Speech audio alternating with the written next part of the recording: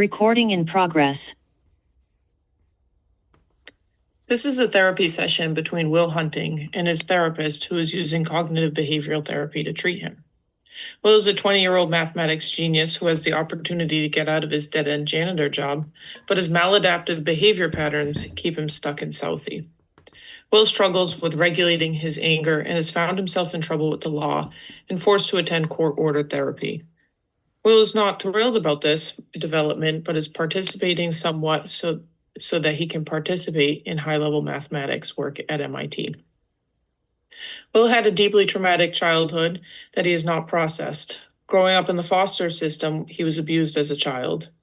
Will is a strong group of friends from childhood, but emotional intimacy with the opposite sex makes him uncomfortable and avoidant in relationships. Will exhibits signs of low sense of worth, indulges in self-sabotaging behaviors, and his avoidance is caused by his fear of rejection and abandonment. Will's therapist uses cognitive behavioral therapy to guide their sessions. This means that Will and his therapist are working together to address the way Will thinks about his feelings and the way those thoughts and feelings impact his actions. In this session, Will is talking about his recent breakup with his girlfriend, Skylar. The therapist deploys several CBT techniques that we will see, including Socratic questioning, designing a behavior experiment in session, and the downward arrow technique. The therapist treats Will as an equal, even though their role is directive. Collaborative empiricism is the cornerstone of their technique. Oh, well, looking at your agenda for today, we have a few things we could cover. But you mentioned right when you walked in that your weekend was a disaster. Where would you like to start? I don't know, Doc. You're the one making the big bucks. You tell me. We can talk about my fascinating career in sanitation. We could talk about the Red Sox bullpen as a statistical nightmare. Your call. Huh, you think the Red Sox are that bad? Losing in the first round of the playoffs, terrible. Absolutely terrible. Disgusting. So how would you fix them? I'm not a coach. Yeah, but you're pretty smart. You're a genius. Are you already trying to tell me that you don't have a single thought or a plan to fix the Red Sox? Well, I wouldn't have lost Alex Bregman, and I'd make the Yoshida contract, but again, I'm not a coach. And I think we need better relievers and at least one really good middle-of-the-order slugger. But generally, I think we're screwed next year and we're going to be stuck playing small ball for the foreseeable future. But that's just the reality of being a Red Sox fan, to be honest. I don't understand most of what you're saying, but you're probably right. Look, we can talk about baseball, but usually when a client walks in and calls their weekend a disaster, it means something specific happened. Did anything happen with Skylar? Yeah, we had a fight. We had a really big fight. And it's over. We broke up. I'm sorry to hear that, Will. Do you mind walking me through what happened? There's not much to walk through. We were hanging out, eating sandwiches, everything was fine. And then out of nowhere, she asked me to move to California with her so she can go to med school at Stanford. And what did you say? I told her no, obviously. She started crying, asking me if I loved her. So I told her the truth. I told her she's a rich Harvard girl slumming it with a Southie townie, and eventually she's going to wake up and realize I'm a joke. I did her a favor. Rip the Band-Aid off now. End of story. Okay, let's pause and rewind there. What happened before she started talking about California? Before you even got angry? What was the very first thought that flashed through your mind? I wasn't angry. I was logical. My thought was that she's an idiot for asking. As soon as we get out there and she meets actual smart people and actual people with money, she's going to drop me. Okay, let's put that logic to test. You're the mathematician. You deal in empirical data. What concrete evidence do you have based on Skylar's actual behavior over the last few months that you've been dating her and that you're concerned or view as a joke? I mean, nothing's coming to my mind right now, but probability itself dictates that I'm right. People leave. It's a statistical fact. You're right, people do leave, but I didn't ask about people, Will. I asked about Skylar. Has she ever tried to break up with you before? Has she even ever made fun of you or been cruel about anything of your background? No, but she doesn't know the real me. She doesn't know my background. She knows the guy who solves her math problems and does her chemistry homework for her. She doesn't know what it's like to have a cigarette put out on your chest. Once she sees the real me, she'll bail. Okay, well, let's follow that thought. Let's pretend your catastrophic prediction is 100% accurate. You go to California, she sees the real you, she drops you. What would that mean to you? It means I'm stuck in California with nothing. No friends, no Chucky, no job. Nothing.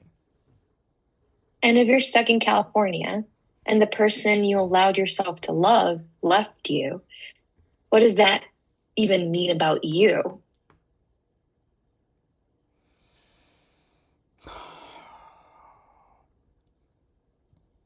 What does that mean about Will hunting? I guess it means I'm exactly what my foster dad said I was. Which is, That I'm trash. That I'm a failure. That I deserved it.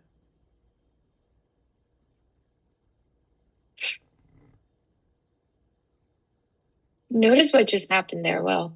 We went from a single geographical question, will you move to California, straight down into a core belief. I'm inherently broken and unlovable. Your brain took a 0 to 100 leap just to protect you. Yeah, well, the brain's a funny thing. Just a big old meat sack full of lightning making meaning out of chaos. Yeah, brains are pretty weird, but they're also protective. When you were a child, expecting the worst kept you safe. If you assume adults were going to hurt you, you weren't caught off guard, but you're using your childhood survival mechanism on a 20-year-old woman who has only shown affection. Is it possible that breaking up with her was a little bit of a preemptive strike? You abandoned her before she even abandoned you. I don't know. Maybe. Look, it doesn't really even matter anyway. It matters if you want to change the pattern, Will, so you don't end up here again. Here's the thing. We're not just here to talk about your thoughts. We can also test them. Test them how?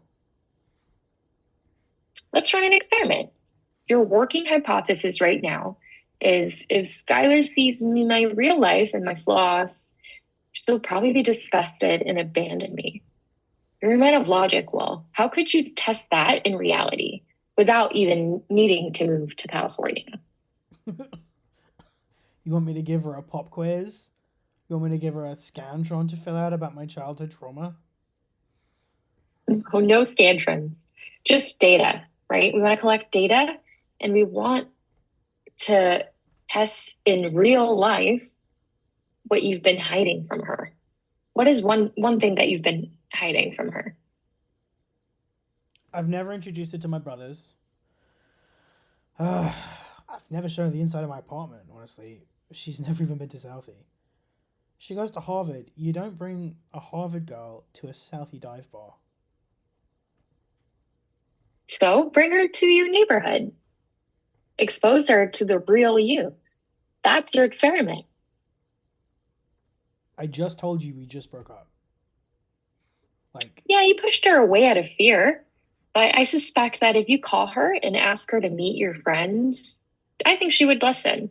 If you introduce her to your neighborhood, we can observe the actual data. If she runs away in disgust, then your hypothesis was correct. And we will deal with that as it comes. But if she stays, you have to concede that your core belief about being unlovable and flawed and a joke was flawed. What if I call her and she just hangs up on me? More data. But right now, You're making a decision based on a ghost, based on your past, not the reality of your present. Are you willing to run the experiment? Yeah. All right. I'll call her.